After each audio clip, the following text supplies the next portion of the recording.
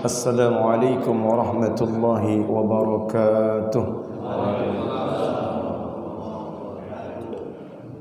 Alhamdulillah alladzi arsala rasulahu bil huda wa dinil haqq liyudhhirahu 'alad dini kullihi wa kafa billahi shahida. Ashhadu an la ilaha illallah wahdahu la syarika lah wa ashhadu anna Muhammadan 'abduhu wa rasuluh الذي لا نبي بعده. اللهم صل وسلم وبارك على سيدنا محمد وعلى آله وصحبه أجمعين أما بعد فإني أوصيكم ونفسي بتقوى الله فقد فاز المتقون اقتداء بكتاب الله العزيز كما قال تعالى يا أيها الذين آمنوا اتقوا الله haqqa tuqatih wa la tamutunna illa wa antum muslimun.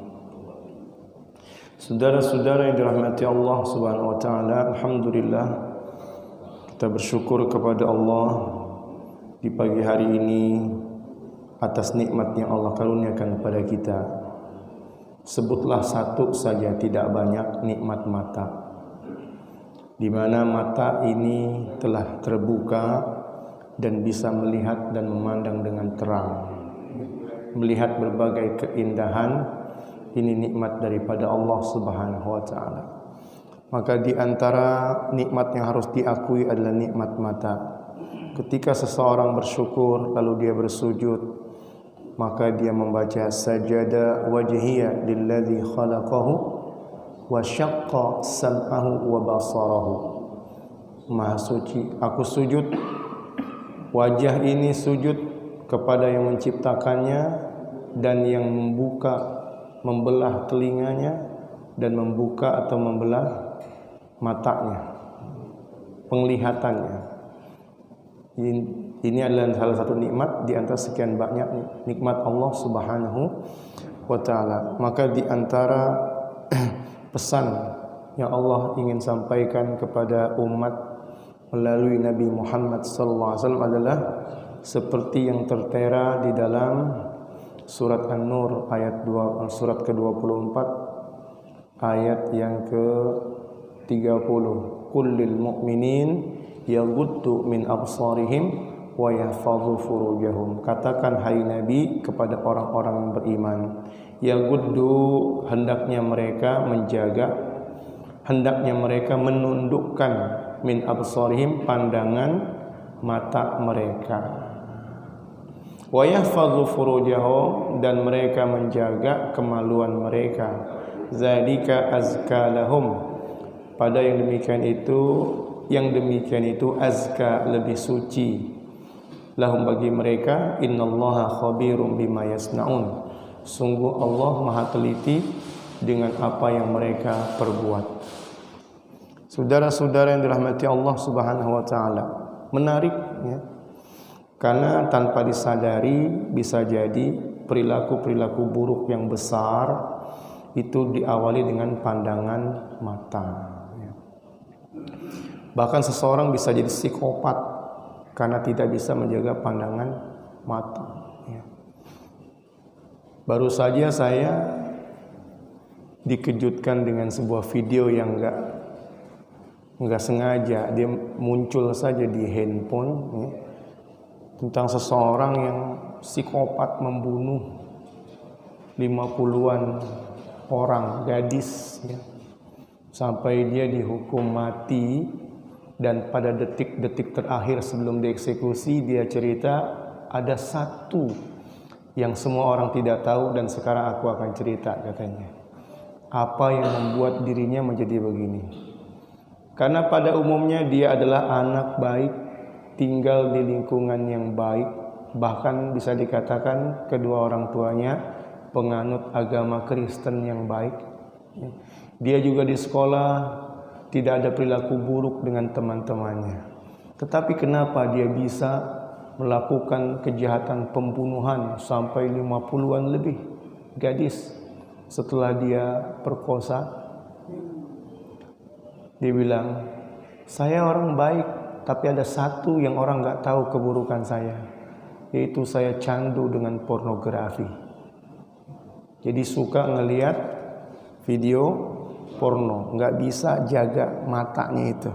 Selalu ingin mengulang dan mengulang sampai kepada tindakan kekerasan dalam seksual.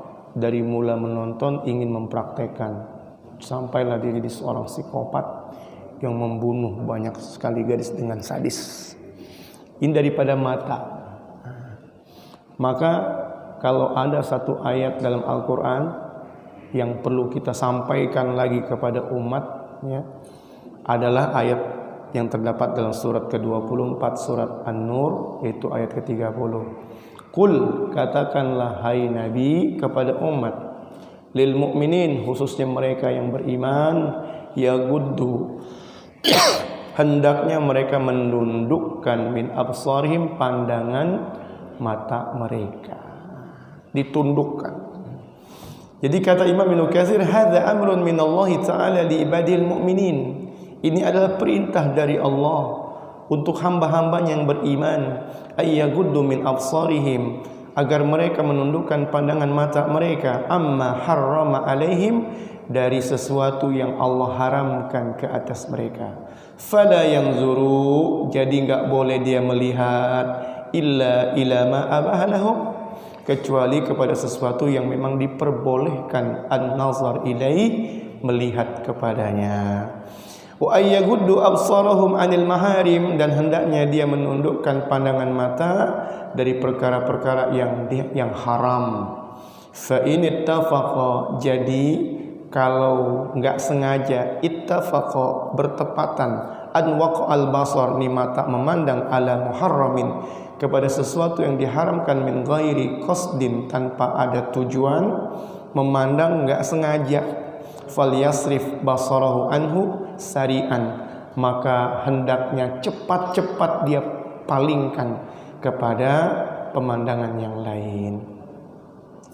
Wabil khusus zaman kita sekarang, konteks zaman kita di mana banyak hal-hal yang mudah sekali dari perkara-perkara haram itu untuk dilihat.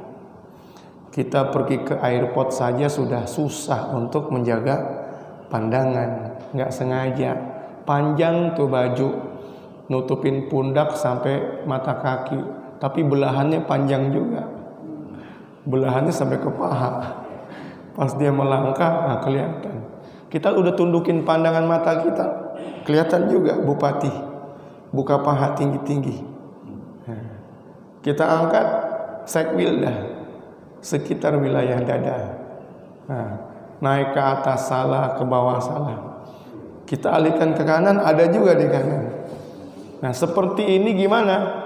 Fa ini tafaqa, kalau bertepatan mata kita memandang sudah terlihat, kata Nabi, fal yasrif anhu sari'an, cepet-cepet noleh, cari yang lain, cari yang. Ya kalau semuanya kelihatan ya udah. Seperti syekh-syekh dari luar yang jaga pandangan, dia pakai gutroh, ditutupin itu, jalan nunduk aja. Saudara-saudara yang dirahmati Allah, kenapa? Karena memang pandangan mata itu punya dampak ya, dan efek yang sangat luar biasa. Maka Rasulullah sallallahu alaihi wasallam tidak hanya membacakan ayat ini sebagai pesan dari Allah Subhanahu wa taala, tetapi juga langsung memberikan arahan tambahan, seperti beliau berkata kepada Ali, ya Ali, wahai Ali, la tutbi'in nazratan nazrah, jangan kau ikuti pandangan pertama dengan pandangan yang kedua. Pandangan pertama melihat sesuatu yang tidak boleh dilihat, jangan diikuti dengan pandangan yang kedua. Fa inna lakal ula, karena yang pertama itu bolehlah disebut itu rezekimu. Fa inna lakal ula, kalau disebut rezeki. Tetapi jangan bilang yang kedua mubazir. Yang satu rezeki, yang kedua mubazir, jangan. Kata Nabi, wa laisa lakal akhirah, ya. Yang kedua, yang berikutnya itu bukan hak kamu. Kalau enggak sengaja ya enggak sengaja. Tapi yang kedua, kalau disengaja itu bukan hak atau bagian kamu. Hadis riwayat At-Tirmizi, termasuk hadis gharib, la na'rifu illa min hadisihi. Saudara-saudara yang dirahmati Allah Subhanahu wa taala. Maka bagaimana kondisi kalau seseorang itu berada di suatu lingkungan yang memang mau gak mau banyak perempuan melintas misalnya, di mana dia tidak bisa jaga pandangan? Maka kata Nabi, la budda lana, kata Nabi, iyyakum wal julus ala turuqat. Hati-hatilah kalian, jangan sering-sering nongkrong, duduk di jalan-jalan, ya, di tempat orang berlalu lintas. Maka mereka bilang, ya Rasulullah, la budda lana min majalisina. Kami kadang-kadang memang harus duduk di situ, natahaddatsu fiha, enggak bisa, enggak ada tempat lain kecuali kamu mesti duduk nongkrong di jalan. Faqala Rasulullah sallallahu alaihi wasallam bersabda, in abaitum, kalau kamu enggak mau atau enggan, ya, fa'atut tariqa haqqah, maka kamu mesti berikan hak jalan. Apa itu? Ghaddul basar. Kalau kamu mau berada, memang harus ada di lingkungan di mana enggak bisa, ya, terlepas dari memandang, maka ghaddul basar, tundukkan pandangan kamu. Wa kaful aza, dan jaga tanganmu jangan mengganggu. Wa raddus salam, dan mulut jangan lupa mesti tegur sapa, menjawab salam. Wal amru bil ma'ruf wan nahyi 'anil munkar, dan juga mulut mesti cegah, mesti suruh perkara yang ma'ruf dan cegah perkara yang munkar. Saudara-saudara yang dirahmati Allah Subhanahu wa ta'ala. Dan masalah memandang itu juga ternyata bukan hanya laki-laki yang disuruh tundukkan pandangan, bahkan perempuan juga disuruh menundukkan pandangannya. Wa kullil mu'minati, dan bilang juga kepada orang-orang perempuan yang beriman, yaghdudna min absarihinna, mereka juga mesti tundukkan pandangan mata mereka. Nabi, ya, beliau punya istri, ya, namanya Maimunah. Ada satu lagi Ummu Salamah, Maimunah bintul Haris dan Ummu Salamah. Ketika mereka berdua ada di suatu ruangan bersama Nabi, maka datanglah tamu yang bernama Abdullah bin Ummi Maktum, lelaki yang buta matanya. Ya. Maka kata Nabi, ihtajiba, kalian berdua sana, berhijab kamu. Maksudnya beradalah di balik dinding atau di balik tirai gitu. Ya, berhijab enggak selalu pakai ini, ya, pakai jilbab maksudnya, tetapi berada di balik sesuatu, namanya berhijab. Kata Nabi, ihtajiba, beradalah kalian di balik dihijab atau di balik tirai, karena ada Abdullah bin Ummi Maktum datang. Maka kata kedua istri Nabi, ya Rasulullah, dia kan lelaki buta, nggak bisa ngelihat. Jadi dalam pandangan orang, sampai kepada istri Nabi, jadi memandang itu hanya khusus laki-laki, ya. Sehingga ini istri Nabi bilang, dia kan buta, nggak lihat kami. Kata Nabi, dia buta, tapi kalian berdua buta nggak? Ya enggak kan? Tubsiran, kalian bisa melihat. Ya, maka kalian hendaknya berada di balik hijab, nggak usah memandang kepada laki-laki juga. Yaghdudna min absarihinna, oh gitu. Wa yahfadna furujahunna, dan perempuan juga harus menjaga kemaluan mereka. Wa yahfadna furujahun. Hanya saya tambah satu lagi untuk perempuan. Kalau laki-laki disuruh jaga kemaluan, tundukkan pandangan, untuk perempuan tambah satu lagi, tundukkan pandangan, jaga kemaluan, dan tidak boleh menampakkan perhiasan. Wala yubdina zinatahun, enggak boleh menampakkan perhiasan, ya. Illa ma zahara minha, kecuali yang biasa tampak. Kalau cincin, memang tangan ini punya kegiatan, megang apa, bikin kopi, bikin teh, bikin roti, bikin kue, punya kegiatan. Kalau ada cincin di situ, ya nggak apa-apa, perhiasan, ya. Karena memang, ya, dalam tafsir perhiasan itu bisa bermakna dua. Ada perhiasan memang perhiasan betul. Yang kedua adalah maksudnya anggota tubuh yang biasa terlihat. Tangan, silak ini perhiasan, ya. Kaki itu biasa terlihat karena dia mesti berjalan, bergerak, melangkah. Kemudian wajah, karena dia menjadi identitas seseorang. illa ma zahara minha, muka, tangan, kaki. Perempuan enggak boleh tampakkan perhiasannya kecuali yang biasa nampak, wajah, tangan dan kaki. Atau perhiasan itu juga bisa kita khususkan lagi yang berada di leher, yaitu kalung, jangan dinampakkan. Ya, jangan dinampakkan. Kemudian anting jangan dinampakkan. Oleh karena itu perempuan disuruh pakai jilbab, disuruh pakai kerudung. Kalau pakai kerudung cuman diletakkan di atas kepala, antingnya masih kelihatan, kalungnya masih kelihatan, maka kerudung itu diginiin, supaya nutup perhiasan yang di telinga, nutup perhiasan yang di leher, itu tutup ini. Kerudungnya dirapetin gitu. Sedangkan baju maka dia dipakai dari pundak sampai bawah. Paling tidak seperti minimal ya. Maka ada yang lebih itu diperbolehkan. Seperti ada perempuan-perempuan yang menambah kaki mereka dengan kaos kaki misalnya. Kemudian ada lagi perempuan-perempuan yang menambah mereka memakai niqab, memakai tutup pada sebagian wajah. Karena lelaki sangat sering tergoda dengan penampakan wajah wanita-wanita yang sangat cantik. Saudara-saudara yang dirahmati Allah Subhanahu wa taala, maka Aisyah sebagai istri Nabi yang paling muda ketika tertinggal dalam satu peperangan, dia tertidur satu tempat karena habis lelah mencari kalung yang jatuh, maka Safwan ibn al-Mu'attal terlambat dalam perjalanan, dia melihat Aisyah tertidur dan Aisyah pun terbangun. Ya, dia kenal itu Aisyah karena orang tidur enggak sadar, wajah terlihat. Ketika bangun Aisyah sadar ada lelaki lain, maka dia tutup wajahnya. Kemudian diantarlah dia kepada Rasulullah sallallahu alaihi wasallam. Begitulah praktek wanita muslimah pada saat ini kita bisa lihat di mana-mana.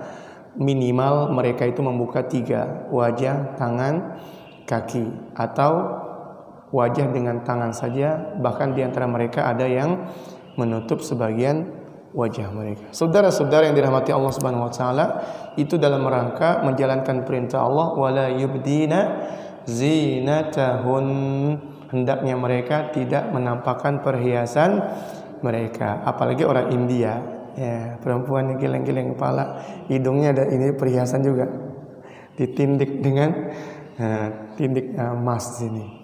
Maka pantas kalau mereka tutup sebagian daripada hidung mereka, karena di hidung juga ada perhiasan. Saudara-saudara yang dirahmati Allah Subhanahu wa taala, maka Nabi ingatkan itu lewat Al-Qur'an, ya.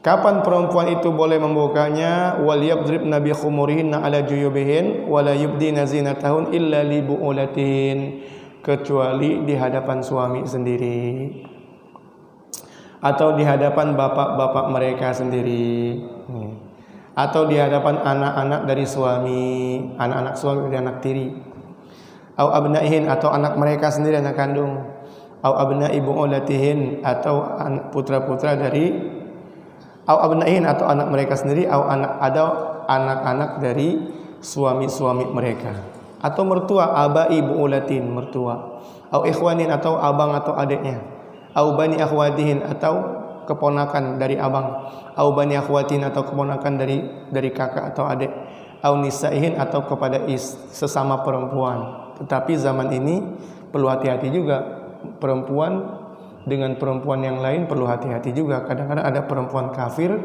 atau perempuan fasik yang tidak amanah bisa mengambil gambar perempuan-perempuan terhormat untuk disebarkan kepada laki-laki yang bejat.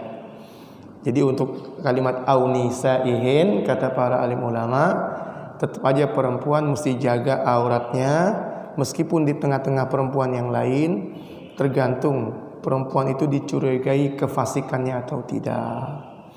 Au ma malakat aymanuhun, atau di hadapan budak-budak sekarang sudah tidak ada, awit tabi'ina ghai ulil irbah, atau di hadapan pelayan yang memang mau enggak mau dia tinggal di rumah kita bersama, tetapi dia udah enggak punya syahwat lagi, minar rijal, dari kalangan laki-laki. Karena kadang-kadang ada laki-laki sudah tua, ya, udah enggak ada syahwat lagi, atau dia dikebiri, enggak punya keinginan lagi, atau dia stroke, ya. Untuk bersama dengan laki-laki seperti itu tidak masalah perempuan membuka kepada yang di luar yang biasa. Awitiflil ladzina lam yadhharu ala auratin nisa, atau di hadapan anak-anak kecil yang mereka belum mengerti tentang aurat, ya. Wala yadribna bi arjulihin, dan tidak boleh menghentakkan kaki, liyu'lama ma yukhfina min zinatihin, untuk menunjukkan perhiasan yang tersembunyi di kakinya itu. Kaki pakai gelang ada loncengnya, udah ketutupan dengan kain panjangnya, tapi dihentak-hentakan, bunyi gemericing kalau gelangnya itu. Jadi menarik ya lelaki yang mendengar. Lalu mereka membayangkan bentuk kaki, jangan-jangan betisnya bagaikan bunting padi, tergambar langsung. Kenapa? Karena suara yang diperdengarkan. Dalam hal ini Allah berfirman, "Watubu ilallah," maka bertaubatlah kalian kepada Allah jami'an semuanya, ayyuhal mu'minun, wahai orang-orang beriman. Disuruh taubat orang beriman. Nih yang udah biasa matanya memandang, sekali diikuti dengan 2 kali, ditutupin pakai tangan, tetap aja kalah nih, tangan masih terbuka lagi nanti. Kadang-kadang begitu kuatnya daya tarik untuk memandang, udah ditutup, terbuka juga seperti ini. La'allakum tuflihun, supaya kalian beruntung, ya. Maka untuk menjaga pandangan mata, ya, Nabi juga disuruh oleh Allah, wa ankihul ayyama minkum, kawinkan orang-orang yang menjomblo. Ayyama itu jamak dari aimun. Aimun itu orang yang menyendiri, baik belum pernah nikah sama sekali, atau sudah pernah menikah kemudian ditinggal mati oleh istri atau suami, atau cerai jadi sendirian lagi. Gadis ataupun janda, perjaka ataupun duda, kalau dia sendirian nggak punya pasangan, kata Allah, wa ankihul ayyama, kawinkan. Yang sendirian itu suruh kawinkan. Kenapa? Ini masalah pandangan mata berujung kepada hal-hal yang sangat buruk. Wa ankihul ayyama minkum was-salihina min ibadikum wa imaikum, kawinkan orang-orang sendirian, apalagi dia orang soleh, orang banyak sujud, ya. Jangan sampai nanti salatnya, sujudnya itu dikalahkan dengan pandangan matanya yang liar itu, ya. Wa imaikum, perempuan-perempuan yang salehah, sama, kawinkan kalau sendirian. Iyakunu fuqara, kalau mereka fakir, yughnihimullah min fadlih, nanti Allah akan buat mereka kaya, akan Allah berikan kecukupan.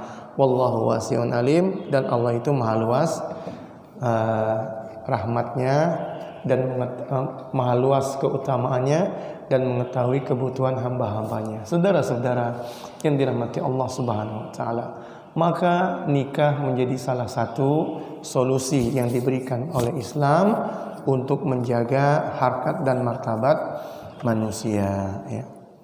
Dia menjadi bingkai yang indah di saat ada ekstrim kanan mengebiri potensi seksual dan ekstrim kiri mengumbar potensi seksual. Islam hadir tidak mengebirinya dan tidak juga mengumbarnya, tetapi memberikan bingkai yang indah sehingga potensi seksual itu menjadi halal dengan jalur akad nikah. Salah satu praktek Nabi dalam rangka menjalankan perintah Allah dalam ayat ini adalah Nabi melihat siapa yang bujang, maka ditawarkanlah untuk kawin oleh Nabi sallallahu alaihi wasallam.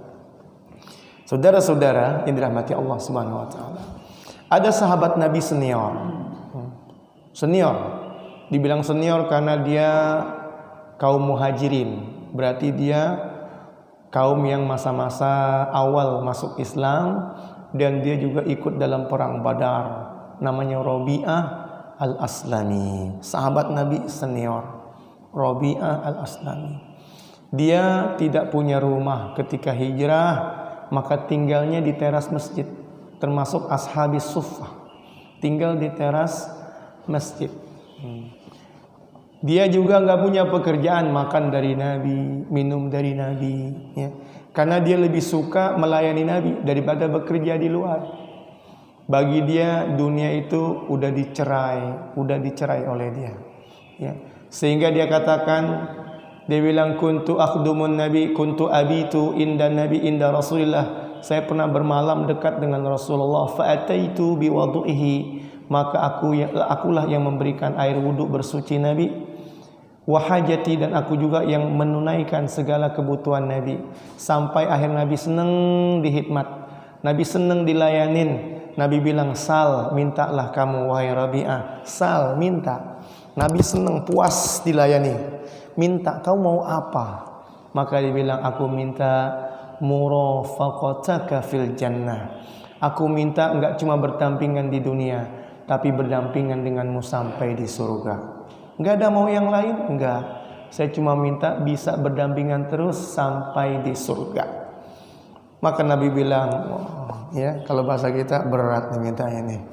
Mintanya surga berdampingan lagi. Ya. Kata Nabi, fa'inni ala kasratis sujud. Supaya proposalmu tembus, bisa dampingan di surga, kamu banyakin sujud.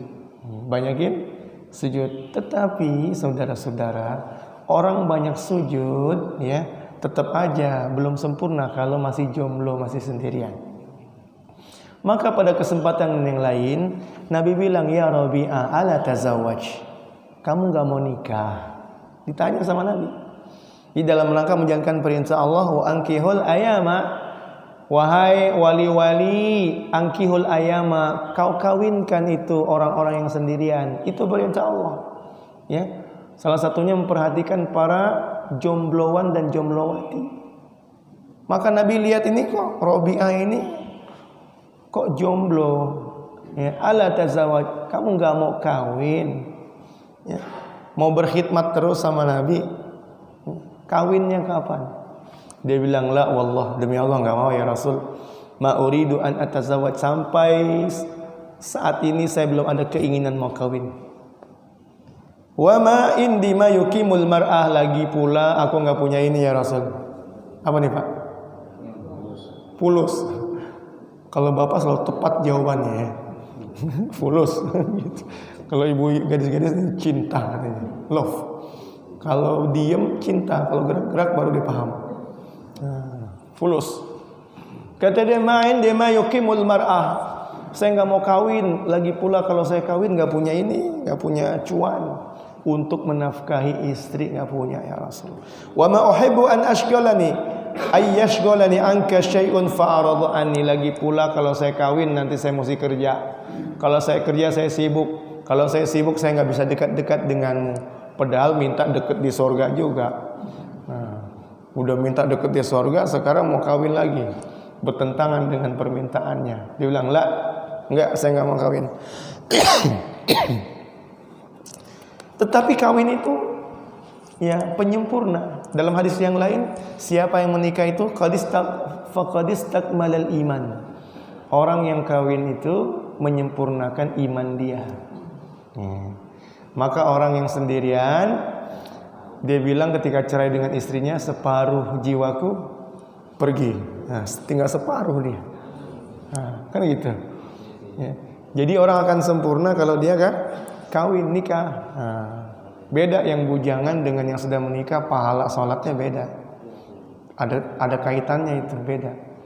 Tapi saya bicara ini ada yang belum nikah nggak ya? Ada yang sendirian, Pak? Ada. Nah, yang sendirian kalau bisa cari lagi, ya, menikah lagi, karena berbeda orang yang sendiri dengan orang yang berpasangan. Ya. Kemudian Nabi tanya lagi, ya Rabi'ah, ala tazawwaj, wahai Rabi'ah, tidakkah kamu ingin menikah? Fakultu, maka aku jawab, ma uridu an atazawwaj, aku belum lagi mau menikah, sampai saat ini belum. Ma indi ma yuqimul mar'a, lagi pula ya Nabi, enggak punya ini ya Nabi. Ya. Selalu dia ungkapkan alasan yang berikutnya, nggak punya uang. Nah, jadi kira-kira bisa dimaklum juga dah kalau nggak punya uang mah. Ya. Karena kan butuh make up itu perempuan, ya. Butuh tempat tinggal dan sebagainya. Sementara dia itu muhajir yang miskin, ya, tinggalnya di sofa, di teras masjid, nggak punya rumah, nggak punya kerja. Ya. Wa ma uhibbu an yashghalani anka syai'un fa'arada anni, nanti aku bakal sibuk kerja cari uang. Nanti kalau sibuk saya akan berpisah denganmu. Enggak sempat lagi berkhidmat melayani. Summa rajatu ila nafsi. Tetapi setelah 2 kali dia berikan alasan, mikir-mikir juga dia. Tawaran kawin 2 kali ditolak, mikir juga, aduh, kok ditolak terus ya? Tawaran Nabi untuk kawin kenapa ditolak? Nabi kan lebih tahu maslahatnya kebaikan untuk saya, baik dunia maupun akhirat. Waduh, kenapa saya tolak ya? Kata. Di situ dia mulai agak menyesal, menolak tawaran Nabi. Sampai dia bergumam dalam hatinya, dia bilang, mudah-mudahan Nabi tanya lagi. Ya. Mudah-mudahan Nabi tanya lagi. Wallahi demi Allah la Rasulullah a'lamu minni bima yuslihuni fid dunya wal akhirah. Demi Allah, Nabi pasti lebih tahu mana yang ada maslahatnya untukku di dunia akhirat. Lebih maslahat mana antara membujang dengan menikah. La in qala li ala atazawwaj, kalau Nabi nanya lagi, kenapa? Apakah kamu tidak ingin menikah? La aqulan, pasti akan aku jawab, na'am ya Rasulullah. Pasti aku akan jawab, ya mau ya Rasul. Murni bima syi'ta, perintahkan aku menurut kehendakmu. Maka betul ya, harapan yang ditunggu-tunggu. Nabi pun bertanya lagi, ya Rabi'ah, wahai Rabi'ah, ala tazawwaj, tidakkah kamu ingin menikah? Fakultu, maka Nabi bilang, kata Rabi'ah bilang, bala, mau ya, 3 kali maunya. Karena ini pertanyaan ketiga ini. Bala, ya maulah ya Rasulullah.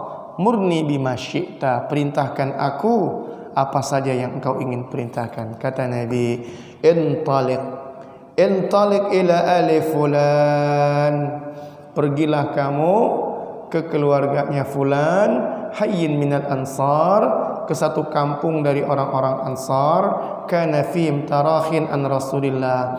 Mereka semua tuh sibuk-sibuk, jarang ketemu Nabi, maka bolanya dijemput aja, jangan nunggu bola datang ya. Kamu datang jemput bola, kalau nungguin bola datang mereka sibuk, jarang ketemu Nabi, mereka jarang datang menemui Nabi. Kamu aja datang ke sana bilang disuruh Nabi, maka dia langsung berangkat.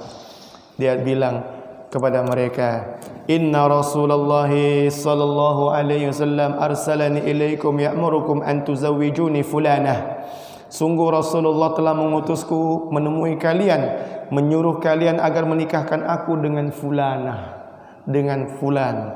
Limra'atin minhum, salah seorang perempuan di keluarga fulan. Maka aku pergi untuk menemui mereka, ternyata mereka menyambut kedatanganku. Marhaban bi Rasulillah wa bi rasuli Rasulillah sallallahu alaihi wasallam. Selamat datang utusan Allah, selamat datang untuk utusannya Allah, utusan Rasulullah sallallahu alaihi wasallam. Jadi ternyata orang Ansar ini mereka punya adab yang sangat tinggi ya. Merupakan tanda keimanan mereka kepada Allah dan hari akhir.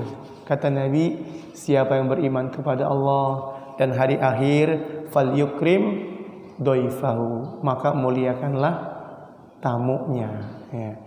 Dia meskipun seorang pelayan, orang miskin, tapi ketika bertamu disambut hangat dengan orang-orang Ansor yang punya kesibukan dan relatif kaya ya. Maka disambut, cara menyambutnya pun luar biasa. Meskipun Nabi enggak ikut, Nabi disertakan dalam penyambutan. Nabi enggak ikut, yang diutus cuman Rabi'ah saja. Tapi sebelum menyambut Rabi'ah, mereka bilang marhaban bi Rasulillah, selamat datang wahai utusan Allah. Nabi yang ngutus juga disambut wa bi rasuli Rasulillah, dan selamat datang untuk kamu yang diutus Rasulullah. Ya mirip dengan kita punya kebiasaan juga gitu kan. Kalau ada orang kirim salam, kita jawab salamnya 2 kali. Kan begitu. Ustaz dapat salam. Dari siapa? Dari Ustaz Irwansyah. Alaika wa alaihi salam. Untukmu salam dan untuk Ustaz Irwansyah juga salam. Jadi 2 kali salamnya. Gitu. Maka demikian juga orang-orang Ansar itu menyambut kedatangan Rabi'ah al-Aslami. Apa kata mereka? Wallahi demi Allah, la yarji'u Rasulullah sallallahu illa bihajatihi. Utusannya Rasulullah enggak boleh pulang kecuali hajatnya sudah terpenuhi. Enggak boleh datang dan pulang dengan tangan kosong, enggak boleh.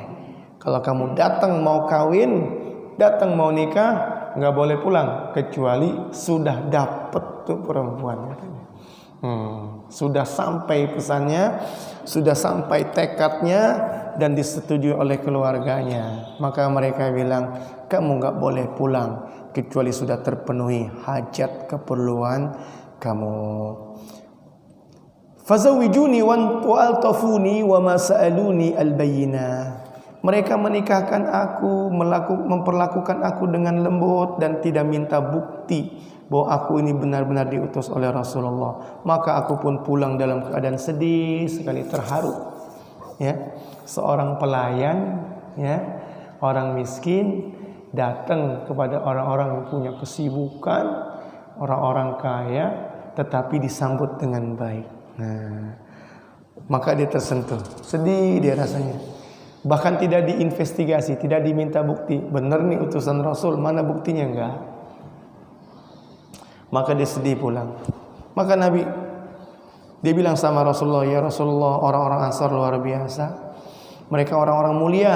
Ataitu qauman kiraman, aku telah mendatangi kaum yang mulia. Fazawwajuni, mereka kawinkan aku. Wa altafuni, perlakukan aku dengan lemah lembut.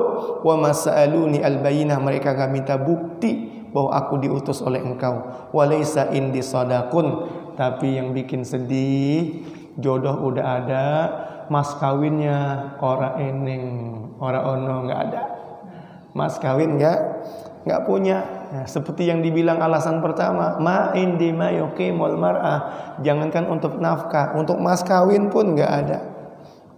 Gimana nggak sedih, Pak? Ya, orang mau nikah terhalang dengan mas kawin. Maka Rasulullah bilang, ya Buraidah. Kebetulan ada Buraidah, ya, sahabat yang satu suku dengan Rabi'ah. Ya Buraidah, ijma'u lahu wazna nawatin min zahab. Tolong kolektifin dari teman-teman, dari tetangga-tetangga bikin saweran, ya, patungan, ya, minimal dapat 1 biji emas lah, seharga khamsatu darahim, 5 dirham. Kata Nabi, minimal dapat 5 dirham. Maka dikumpulin dan berhasil, ya, dapat 5 dirham. Sebagian masyarakat kita juga begitu. Kalau menikah, maka sebagian tetangga datang bawa telur, bawa beras, bawa apa lagi, macam-macam, untuk mendukung pernikahan seseorang, kan begitu. Dan itu pernah terjadi zaman Rasulullah, yaitu Nabi nyuruh kolektifan, ya, patungan. Buraidah kumpulin, nih buat Rabi'ah ini. Saking pentingnya kawin begitu. Ya. Hari ini kita ngelihat bujang lapuk kering, nggak bisa nikah, nggak punya uang, dicuekin aja itu. Ya.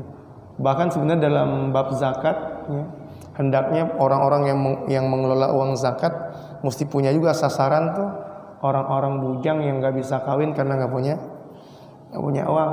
Nah, kalau kita mengelola zakat, perhatikan juga para pemuda yang sudah punya potensi untuk menikah tapi nggak punya kemampuan agar dibantu agar dia bisa menikah. Nah, gitu. Saudara-saudara yang dirahmati Allah Subhanahu wa taala. Maka Nabi suruh Buraidah, ijma'u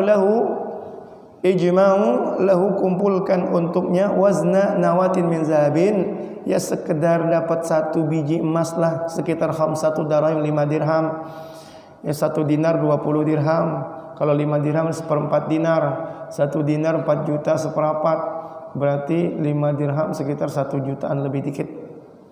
Asal dapat 1 juta lebih dikit, udah kumpulin, dapat, dibawalah sebagai mas kawin. Fajama'u li wazna nawatin min zahabin. Berhasil Buraidah mengumpulkan mas kawin untukku. Fa akhadtu ma jama'u li fataitun nabi. Maka aku ambil, aku bertemu dengan Nabi. Kata Nabi, idhab bihadza ilaihim.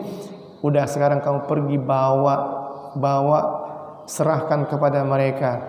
Faqul lahum, dan bilang kepada mereka, hadza shadaquha, ini mas kawin untuk perempuan yang akan saya nikahi. Maka dia datang. Ketika datang, bayangkan mas kawin yang tidak seberapa itu, tetapi faqabilu waraduh. Mereka yang kaya-kaya itu menerimanya dan senang diberikan mas kawin untuk anaknya. Mereka katakan katsirun thayyibun, banyak, ini banyak, thayyib, bagus. Ya. Nah, ini salah satu adab dalam masalah seksual begitu, memudahkan perkawinan, jangan mempersulitnya. Karena kalau zina lebih mudah daripada nikah, nanti orang akan lebih mengambil jalur zina. Sekarang kita bisa lihat bagaimana mudahnya zinahan, ya. Dengan 300.000 kita dengar beritanya dari sosial eksperimen. Orang cuman bikin sosial eksperimen doang bisa nebak. Dia datang ke kawasan perempuan-perempuan situ, ada yang mau 300.000, ada yang mau. Ya. Maka kalau zina 300.000 bisa, lalu menikah nggak bisa, ini orang akan lebih banyak ambil jalur perzinahan. Saudara-saudara yang dirahmati Allah Subhanahu wa taala, bahkan Nabi pernah menikahkan salah seorang sahabat dengan mas kawin yang lebih rendah, yaitu khatam min hadid, cincin dari besi. Bukan emas, ini masih mending dapatnya emas nih. Nawatin min zahab, bahkan Nabi pernah menikahkan seseorang dengan cincin dari besi. Bahkan orang yang gak punya apapun tapi dia punya kemampuan hafalan Quran, Nabi pernah nikahkan seseorang hanya dengan mas kawin mengajarkan, berupa skill, kemampuan mengajar Al-Quran. Saudara-saudara yang dirahmati Allah Subhanahu wa ta'ala, maka hendaknya di beberapa bagian maka kita mesti berikan nilai pernikahan mesti lebih murah daripada perzinahan. Seperti adab orang-orang Ansor, maka dia angkat nilai pernikahan ini kasir, thayyib, banyak, ini bagus, gitu. Maka lagi-lagi perilaku orang-orang Ansor membuatnya dia sedih. Summa raja'tu ila Rasulillahi sallallahu hazinan, aku pulang dalam keadaan sedih. Ya Rasul, mas kawin yang segini diterima dengan baik, mereka ridha, senang, dibilang banyak. Terus kenapa sedih lagi? Kata Nabi, malaka hazin ya Rabi'ah, kenapa kamu masih sedih? Jodoh udah ada, mas kawin dikumpulin. Ya Rasulullah, ya mereka baik, aku senang ya Rasulullah. Tetapi masa kawin gak ngundang-ngundang orang? Kalau ngundang kan butuh walimah. Kalau ngundang butuh walimah, ya. Makan-makannya gak ada ya Nabi. Kata Nabi, Buraidah, Buraidah jadi andalan lagi nih, teman satu suku. Buraidah, kumpulin lagi, tarikin lagi dari teman-teman, dari tetangga-tetangga, tarikin lagi. Nah, akhirnya Buraidah siap. Maka dia kumpulin, dapat untuk bisa membeli 1 ekor kambing. Ya, kata dia kambingnya apa? Kabshan aziman saminan, kambingnya domba gemuk gede. Jadi saweran yang kedua lebih banyak dapatnya ini. Karena kemarin saya Idul Adha aja beli kambing sedang 6.300.000. Sedang itu, tinggi tapi nggak gemuk. Gimana kalau dia tinggi dan gemuk, ini bisa 8 jutaan mungkin. Jadi kalau saweran pertama 1 juta, saweran kedua dapat 8 jutaan, lebih banyak. Ya, ini kondisi berbalik dengan kita nih. Kita kan kemarin kan udah petungan lagi. Kemarin cepet, sekarang 25.000 dah. Berkurang biasanya begitu. Tetapi lihat sahabat, semangat mereka, ya. Ketika ada orang yang butuh dibantu untuk kawin, ya, dalam rangka menjaga kemaluan, ya. Maka kata Rasulullah, udah dapat, sana datang. Ya, baru dia berangkat, dia mikir lagi, belum sampai. Masa orang makan lauknya doang? Nggak pakai nasi apa? Nggak pakai tepung, nggak pakai roti. Maka dia tanya, ya Rasulullah, gimana ini? Belum ada ini, gandumnya belum ada. Kata Rasulullah, ya udah, idhab ila Aisyah, sana kamu pergi temuin Aisyah. Ya, temuin Aisyah, bilang sama dia, fal tab'as bil miktal alladhi fihi ta'am, supaya dia memberikan satu takaran makanan, ya. Maka dia datang, fa ataituha fa qultu laha ma amarani bi Rasulullah, fa qalat hadzal miktal fihi sab'u asu sa'irin. Kata Aisyah, ngapain kamu datang sini? Dia bilang, disuruh Rasul. Disuruh ngapain? Itu supaya dikasih satu takaran gandum. Maka sama Aisyah dikasih 7 sok, sab'u asu'i syairin, 7 sok gandum. Satu soknya 5 ciduk tangan. Tapi bukan tangan saya, tangan Arab. Tangan saya mah kecil ini. Ya, pakai tangan orang Arab. 1, 2, 3, 4, 5, satu sok.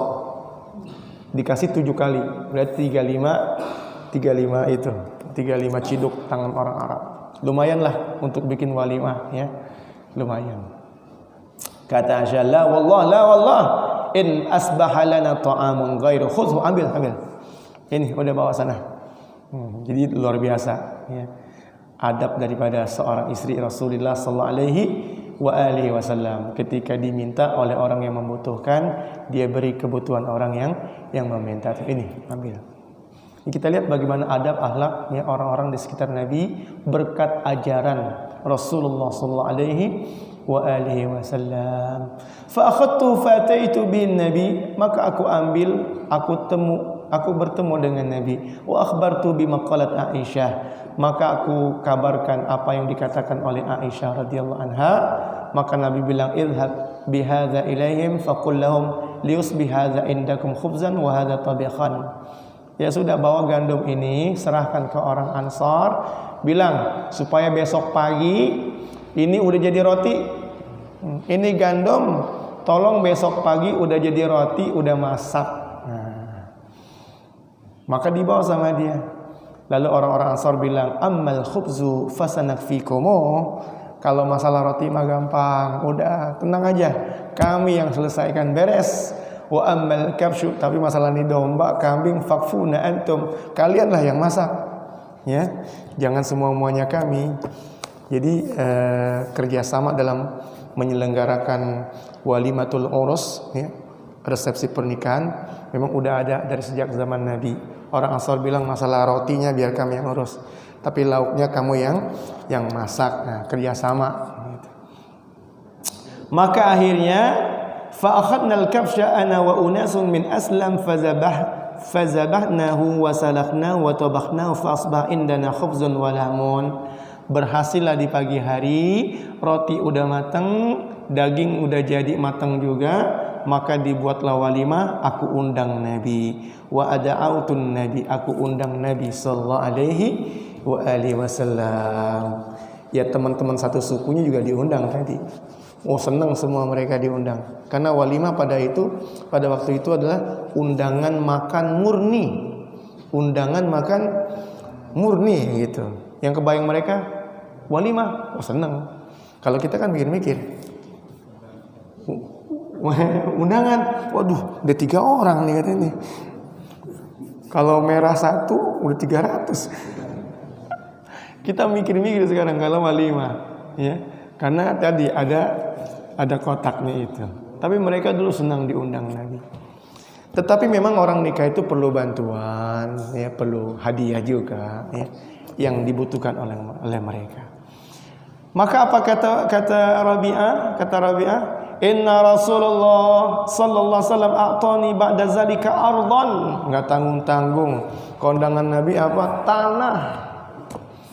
Kalau kita tadi 100.000 masa keberatan, wah, enak, untung deh nih kawin nih, modal sekian dapat sekian. Nabi ngasih tanah. Kadang dibutuhkan untuk bangun rumah tangga, ya kan butuh tanah. Mau bangun di atas air rumahnya kan nggak bisa. Yang dibutuhkan tanah. Maka Nabi kasih tanah. Diberikan wilayah, kekuasaan yang bisa jaga privasi mereka yang sudah menikah, itu tanah. Ini penting, Pak, ya, tanah. Saudara-saudara yang dirahmati Allah Subhanahu wa taala, Maka sebenarnya yang dilakukan oleh orang-orang zaman sekarang itu enggak, hendaknya jangan memaksakan diri. Kalau memang pasangan ini belum punya kemampuan, enggak usahlah jadi raja dan ratu sehari semalam, atau raja ratu sejam 2 jam, bikin panggung mewah, nyewa gedung puluhan juta atau ratusan juta dia keluarkan uang. Setelah itu dia bingung cari rumah, nggak punya tanah, nggak punya rumah. Mendingan uang 100 juta itu jadikan investasi, atau mau tambahin dikit lagi untuk bisa beli tanah meskipun cuma 50 meter atau 40 meter ya. Atau ambil ukuran itu flat di apartemen, kan nggak begitu besar, tetapi bisa lah itu untuk jaga privasi. Jadi nggak harus lah ya, kecuali memang punya kemampuan, memang orang kaya, uang banyak, bisa sewa gedungnya, silahkan, boleh. A'linun nikah, umumkanlah pernikahan itu, jangan sepi-sepi aja, ramaikan, undang orang banyak. Tetapi kalau nggak punya kemampuan, semampunya saja. Aulim walau bisyatin, buatlah jamuan makan meskipun dengan 1 ekor kambing. Yang jadi masalah adalah ketika Nabi berikan tanah itu nyatu dengan tanahnya Abu Bakar. Abu Bakar mertua Nabi, sementara Rabi'ah adalah pelayan Nabi. Mertua dengan pelayan, kalau ribut siapa menang kira-kira? Ajudan sama komandan, yang menang siapa kalau ribut? Komandan yang menang. Nah, tanahnya ketika Nabi kasih tanah dia, Nabi juga kasih tanah kepada Abu Bakar. Fa'atani ba'da zalika ardan wa a'ta Abu Bakrin ardan. Saya dikasih tanah, Abu Bakar juga dikasih tanah. Ja'atid dunya fakhtalafna fi azki nakhlatin. Di tanah itu ada pohon kormanya. Lalu ketika dunia datang, mulailah kita berselisih. Memang berselisih itu kadang-kadang dunia ya. Kalau akhirat pada nggak berselisih. Ya. Coba sop pertama kan banyak pahalanya. Ada gak orang perebutan, saya mau lebih duluan? Justru ayo. Kalau akhirat kan begitu, dipersilakan ke orang. Tapi kalau dunia, masalah 1 pohon korma, kata Abu Bakar, ini pohon korma di batas tanah saya ya. Kata Rabi'ah, enggak, ini pohon korma di batas tanah saya. Memperebutin pohon korma. Fi azki nakhlatin, kami berselisih. Saya Rabi'ah berselisih dengan Abu Bakar mertua Nabi tentang azki nakhlatin, tentang 1 pohon korma di batas mana dia. Wa hiya fi haddi, dan Abu Bakar bilang hiya fi haddi, dia di batas tanahku. Berantem, adu mulut, sampai akhirnya ibarat orang berantem KO sekali pukul. Jebret. Ya, sekali ucap 1 kata oleh Abu Bakar kena di hatinya. Cuman pelayan, ya kan, mau melawan mertuanya Nabi, nggak bisa. Sadar diri, tahu diuntung. Kata Rabi'ah, ketika dia mau dibela oleh teman-teman satu sukunya, dia ada suku Aslam, Abu Bakar ada suku Quraisy, tapi yang dia pandang Abu Bakar ini luar biasa. Kata dia, saya bukan siapa-siapa. Abu Bakar itu mertua Nabi. Abu Bakar itu syaibatul muslimin, tokoh orang Islam. Abu Bakar itu saniyasnain fil ghar, orang yang menemani Nabi 1 dalam gua Sur ketika Nabi dikejar-kejar kafir. Udah, kalian gak usah tolong aku, gak usah bantu aku, biar aku selesaikan masalahku dengan Abu Bakar. Ternyata Abu Bakar menyesal. Beliau telah berhasil mengalahkan Rabi'ah dalam pertengkaran mulut, tetapi Abu Bakar yang menyesal. Nadima, dia nyesal. Dia bilang, ya Rabi'ah rudda alaya mislaha hatta yakuna qisasan. Tolong balas saya supaya jadi kisos di dunia, jangan sampai jadi kisos di akhirat. Luar biasa. Kalau sahabat begitu, lebih baik selesai masalah di dunia daripada selesai di akhirat. Kisosnya di dunia aja, jangan di akhirat. Kalau orang beriman lebih takut pengadilan akhirat daripada pengadilan dunia. Nggak apa-apa di dunia kalah, ya emang dia salah gitu. Yang penting di akhirat dia selamat dan bebas. Tetapi masalahnya Rabi'ah, dia orang sering berkhidmat. Salah satu keuntungan pelayanan tuh hatinya lembut. Salah satu keuntungan orang yang suka serve, melayani orang, dia punya hati lembut. Dia bilang, enggak, saya nggak mau balas. Balas, kata Abu Bakar. Enggak, saya nggak mau balas. Maksa Abu Bakar, tolong dibalas. Tolong dibalas, kata dia. La af'al, enggak, saya nggak akan balas. Kata Abu Bakar, la taqulanna aw la asta'diyanna 'alaika Rasulullah. Kalau kamu nggak mau balas, kamu akan saya laporkan ke Rasulullah. Ngelapor Rasulullah bukan mau memenjarakan orang itu, cuman mau orang itu biar balas Abu Bakar. Beda hari ini, lapor sana, lapor sini, dalam rangka untuk memenjarakan orang atau menghukum orang. Maka dia bilang, ma'ana bifail, enggak, saya enggak mau balas. Saya enggak mau balas. Akhirnya apa? Saudara-saudara yang dirahmati Allah Subhanahu wa taala, itu tanah yang diperebutkan sama Abu Bakar dalam rangka istirda, mencari keridhaan orang. Hatinya pernah dilukai dengan lidah. Sebagaimana kata pepatah, kalaulah pedang melukai tubuh, masih ada harapan sembuh. Kalaulah lisan melukai hati, hendak kemana obat dicari. Kadang-kadang ngobatin hati lebih susah daripada ngobatin badan. Maka dalam rangka ngobatin hati, Abu Bakar rafadul arda, tanahnya itu tarokah, ditinggalin. Ya udah, nih jangankan pohon korma diperebutin, jangankan pohon korma, udah tanahnya sekali buat kamu aja. Dalam rangka istirda, ya. Maka berangkatlah Abu Bakar menuju Rasulullah SAW, terus diikuti oleh Rabi'ah. Maka ditanya sama Nabi, kenapa Rabi'ah? Kenapa Abu Bakar? Ini Rasul, kami bertengkar tentang pohon korma di batas wilayah mana tanahnya, tanahku atau tanah dia. Lalu kami beradu omong, beradu mulut, dan Abu Bakar mengeluarkan kata-kata yang memukul hatiku, menyakiti hatiku. Tapi dia nyesal dan ingin dibalas. Saya nggak mau balas, kata Nabi. Ajal, ya sudah, baiklah, nggak usah dibalas. Abu Bakar mah nggak usah dibalas, ya, nggak usah dibalas.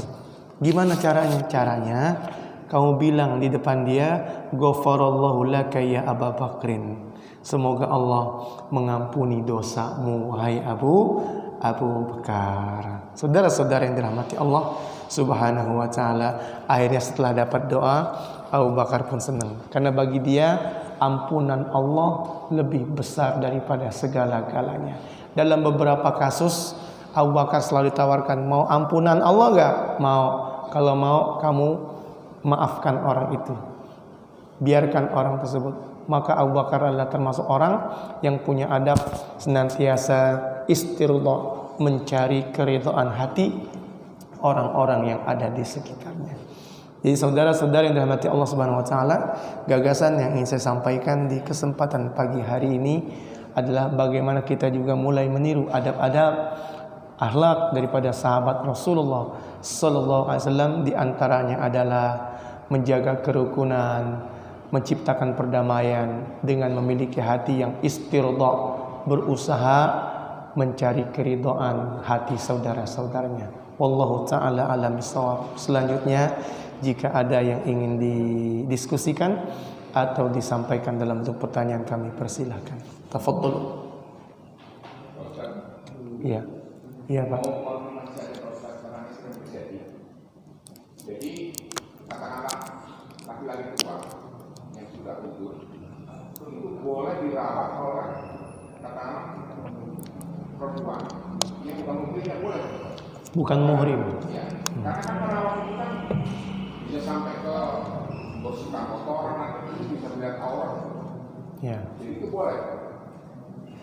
Coba kita ingat-ingat. Lelaki ini sudah uzur, nggak punya syahwat ya.